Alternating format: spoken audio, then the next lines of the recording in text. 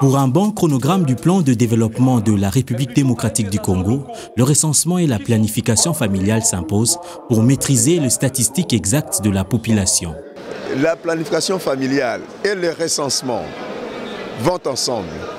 Pourquoi? Parce que le recensement permet d'avoir des renseignements sur la population.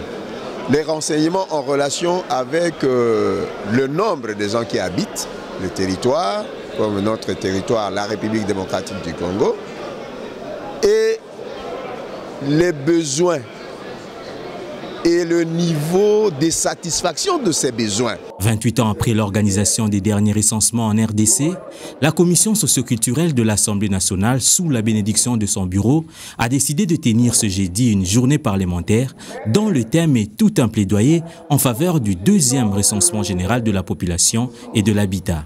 La cible choisie par l'UNFPA, principal partenaire, n'est pas fortuite. Les parlementaires sont la voie indiquée pour que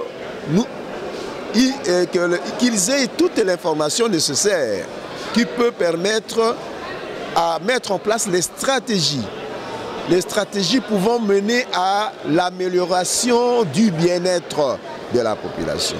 Un message bien reçu par les élus du peuple. Le recensement scientifique d'une population est une opération de grande importance dans tous les domaines. Aujourd'hui, on ne peut pas construire suffisamment d'écoles sans connaître combien d'enfants iront à l'école.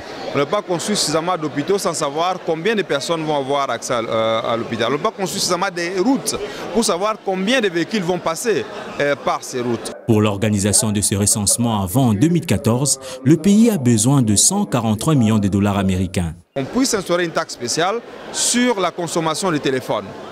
Aujourd'hui, on peut acheter une carte de 5 dollars américains et avoir, je ne sais pas, c'est 20 minutes de communication.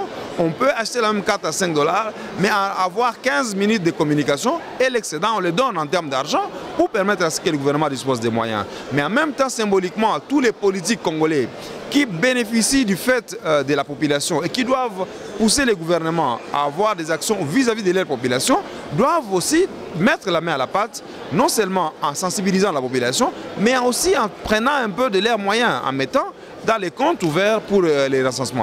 Dans le budget 2013, le gouvernement a réservé seulement 20 millions de dollars pour cette fin.